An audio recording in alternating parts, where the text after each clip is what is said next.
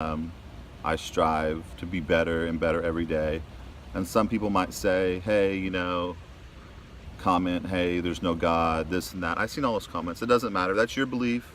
If you believe that, that's fine. I believe what I believe in. And, I've talked to many friends that, are non believers and tried to help them out. And a lot of them look at me and a lot of stuff in my past that it's not horrible. I'm not proud of a lot of arrogance, a lot of pride, a lot of like anger, and so they judge on that. But that doesn't mean people can't change. So as I got older and older, I changed more and more for the positive. I had unluckily I've had bad luck with women, so I had a lot of very bad relationships, very toxic relationships. And in those relationships, it takes two toxic people, two unhealthy people to be together. You're not going to have a healthy person with an unhealthy person in a relationship. So you have to really look in the mirror and see what I know I'm going to go in a little off subject. I just make these videos and kind of ramble what I feel like talking about. But you have to look in the mirror and see who you are, see your faults, see what you need to work on and improve on that. A lot of times with bodybuilding, it's like, hey, I'm shutting out the whole world. All I'm going to focus on is, myself and what I can do to better myself, and how much of a poser I can be, how much I can portray. I have this much confidence when your self-esteem is so low. That's what happens with a lot of these, bodybuilders. Their self-confidence, the bigger they are, the better they feel. It doesn't matter, it's your body. You're gonna get old, it's gonna wither away, you're gonna lose all your muscle mass, you're gonna get injured. Over the past several years, I've had, six surgeries. Each time I've dropped down to probably, a smaller weight. I mean, 210, some would consider that's not small at 5'10", but, and I stayed lean, but, did it suck? Yeah. Did it keep me from getting my pro card? Yeah, I should have had my pro card a long time ago. What does a pro card mean that everybody's chasing these days? Bikini girls, bodybuilders, whoever, all competitors. People are sacrificing things. They're sacrificing, their families. They're sacrificing, loved ones. Their anger is getting the best of them. And it's not worth it. You can do both and, not have to be so selfish about yourself. So I keep going and I keep bodybuilding, and then life's good. I'm making a lot of money from it. I'm doing very well. And another injury hits, a shoulder. I have two shoulder surgeries. So then I'm out a full year and a half from upper body training. A year and a half, no upper body training at all. What do? I start getting into other stuff, other hobbies, start playing guitar, start, reconnecting with old friends, stuff I was missing while I was prepping for these shows, which a lot of people do, and they ruin relationships. And, I didn't want to be that 50-year-old broken down bodybuilder with no kids and no family. I wanted to have, which I have a beautiful 2.5-year-old daughter, that she's my world, and I wanted to really, make an impact in people's lives. So yeah, I do prep people and I do charge. It's my living. So, but I love what I do. I love seeing people, reach their goals, even though I've helped so many people and they've still done me wrong. I won't continue to work with them, but I try not to be bitter about it, because there's still good people out there. So I've just seen so many bodybuilders waste, or just competitors in general, waste their whole lives chasing, plastic trophies and missing out on beautiful things in life, just traveling, nature, family, loved ones. And I'm just kind of making this video on my experiences. I'm only 33, but I've lived probably a life of someone that's probably like 50 or 60. So I've done and seen and been crazy places. Of course, I'm not going to tell about all my personal business, but I've seen the most evil things in the world, and I've seen some of the most beautiful things in the world, and especially at a time now where the world is so, it's something every day is shooting, you know, corrupt police officers, killing people, or, there's good and bad in everybody. So some people say, oh, I don't like the police. That's general. Or they say, oh, bodybuilders are dumb. That's general. There's good and bad people. What's your profession does not define who you are. Especially about the police officers. I have plenty of police officer friends that are very close friends of mine, and they're very, very good, honest people, good family men. And then I know also some policemen that are very, very bad people and corrupt.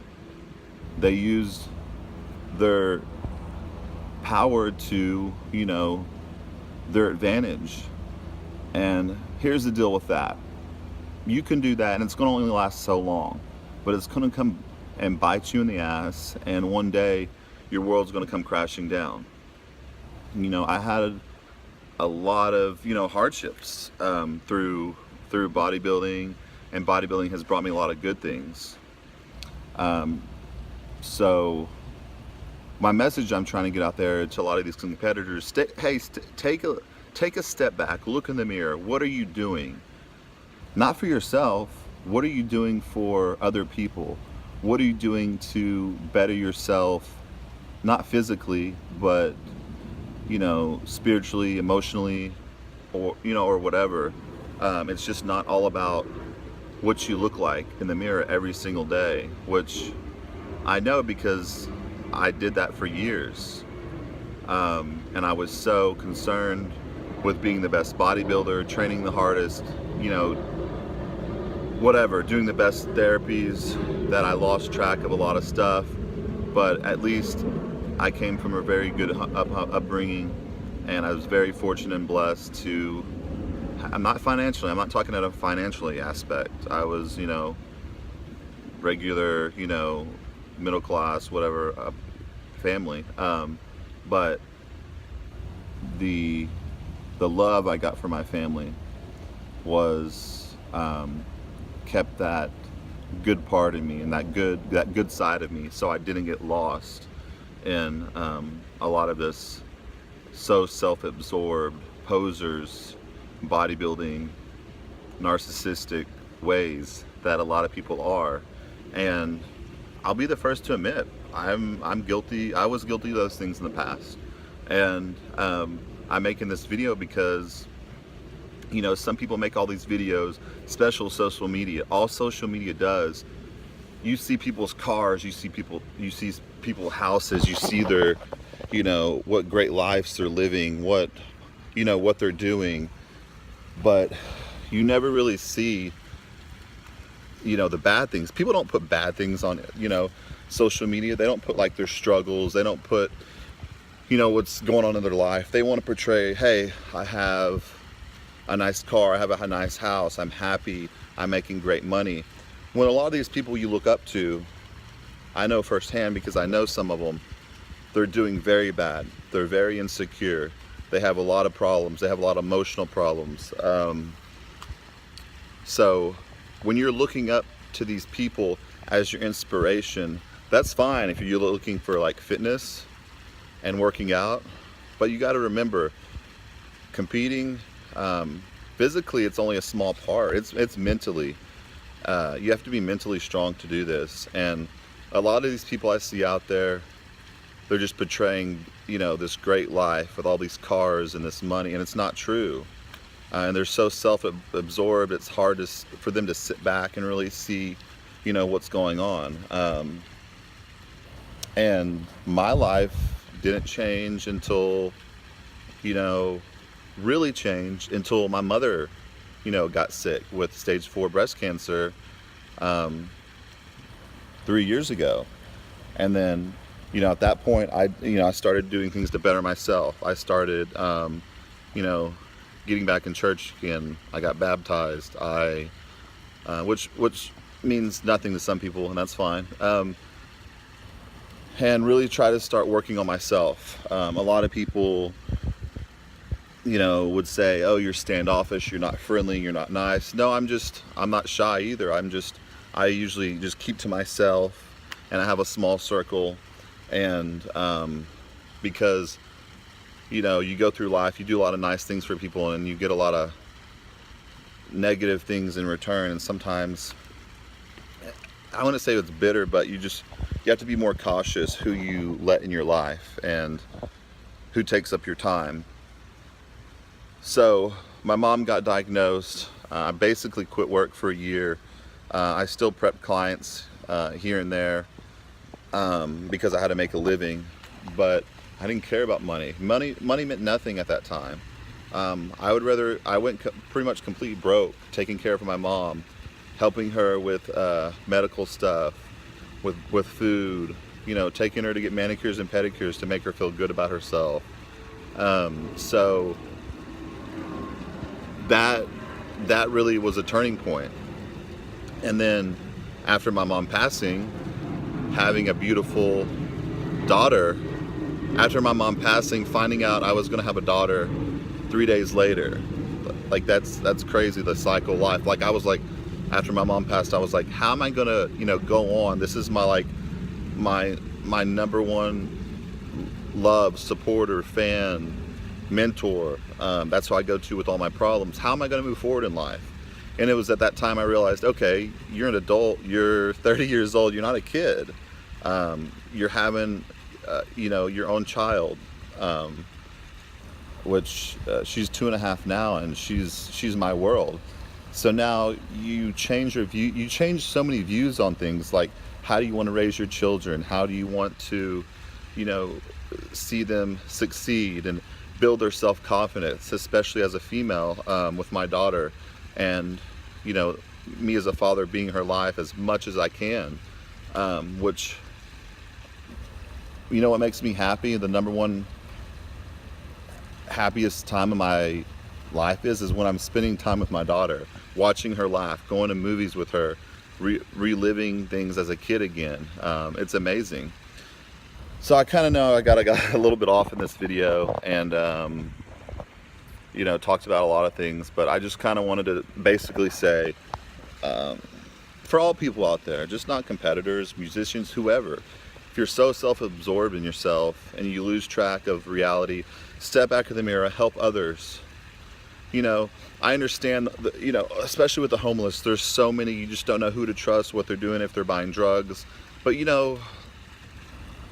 could, tomorrow's not promised. You could die tomorrow.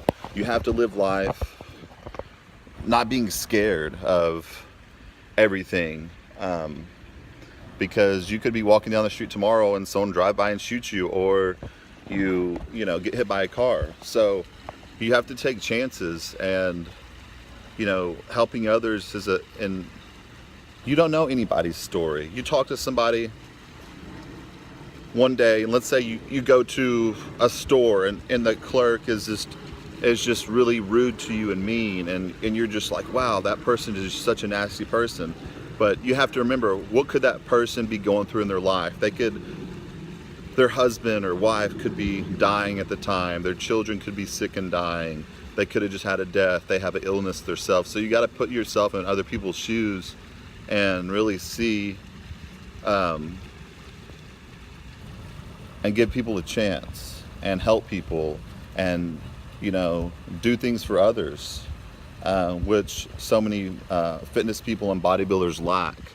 And everybody has to make their money, and I understand that, and you have to make your money to survive. But money isn't everything. When you die, you don't take all these cars, this materialistic stuff with you, or these people's posting shoes like every week they buy. I mean, who cares? It's just material. It doesn't mean anything. Does that make you happy? Because I know when I buy